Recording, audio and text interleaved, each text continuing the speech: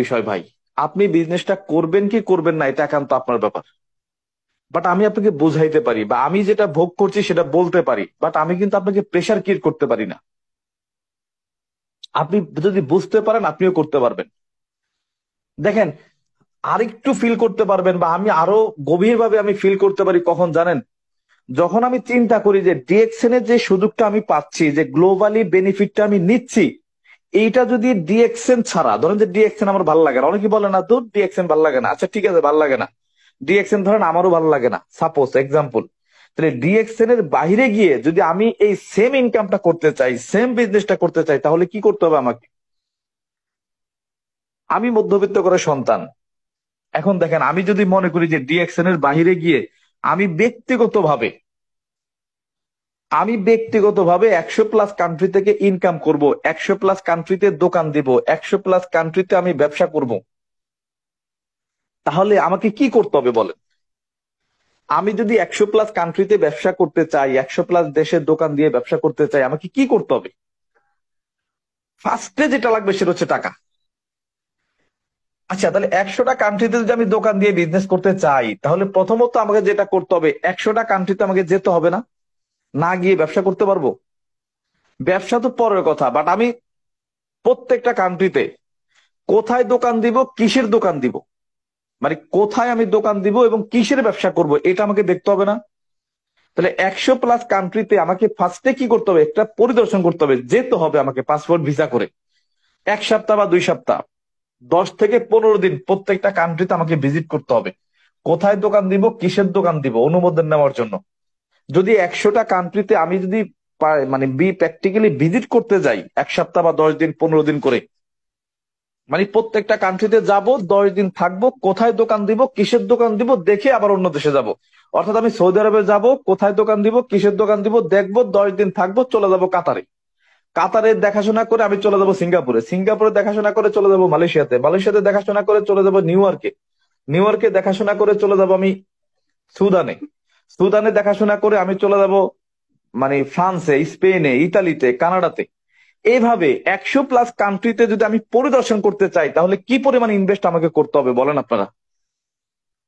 বা সেই ইনভেস্ট করার এবিলিটি কি আমার আছে বা ছিল? সেই 100+ কান্ট্রিতে ভিজিট করার এবিলিটি তো আমার ছিল না, ব্যবসা তো দূরের কথা। কিন্তু মজার বিষয় কি জানেন? সেই 100+ দেশে ভিজিট না, অলরেডি সেই 100+ কান্ট্রিতে দোকান স্টিল নাও কন্টিনিউ কোম্পানি করে রাখছে, দোকান করে রাখছে, প্রোডাক্ট সেখানে অ্যাভেলেবেল করে রাখছে। এখন শুধু আমি সিস্টেমটাকে কাজে লাগিয়ে আমি কাস্টমার ক্রিয়েট করে সেই 100+ কান্ট্রিতে ক্রয় বিক্রয় করে গত 3.5 বছর আমি একটা অবস্থান কিন্তু তৈরি করেছি, যেটা আমার জন্য অসম্ভব ছিল, অগণিত টাকা লাগতো, এই অসম্ভব বিষয় ছিল, সেইটা কিন্তু অলরেডি আমি ভোগ করছি। আমি সৌদি আরবে না গিয়েও সৌদি আরবের রিয়াল ইনকাম করছি, মালয়েশিয়াতে না গিয়েও মালয়েশিয়ার রিঙ্গিত ইনকাম করছি, আমি ইউরোপে না গিয়েও ইউরোপের ইউরো কিন্তু আমি ইনকাম করছি, সিঙ্গাপুরে না গিয়েও সিঙ্গাপুরের ডলার ইনকাম করছি। তাহলে আমি গত 3.5 বছরে যদি 100+ কান্ট্রিতে ইনকাম করতে পারি, তাহলে আগামী 2 বছর বা 3 বছর কাজ করে আপনি কি 50টা দেশ থেকে ইনকাম করতে পারবেন না? আপনি কি 20টা দেশ থেকে ইনকাম করতে পারবেন না? এখন মজার বিষয় হচ্ছে, আপনি এই টাইপের বিজনেস করতে চান কিনা, এটা ইম্পর্টেন্ট। ভাই, সবার সব পেশা ভালো লাগে না, সবাই ডান্সার হইতে চায় না, সবাই সিঙ্গার হইতে চায় না, সবাই অভিনেতা হইতে চায় না, সবাই বিজনেসম্যান হইতে চায় না, সবাই পাইলট হইতে চায় না। কিন্তু প্রত্যেকটা পেশাকে আমি রেসপেক্ট করি, প্রত্যেকটা পেশাই বেটার বা ভালো।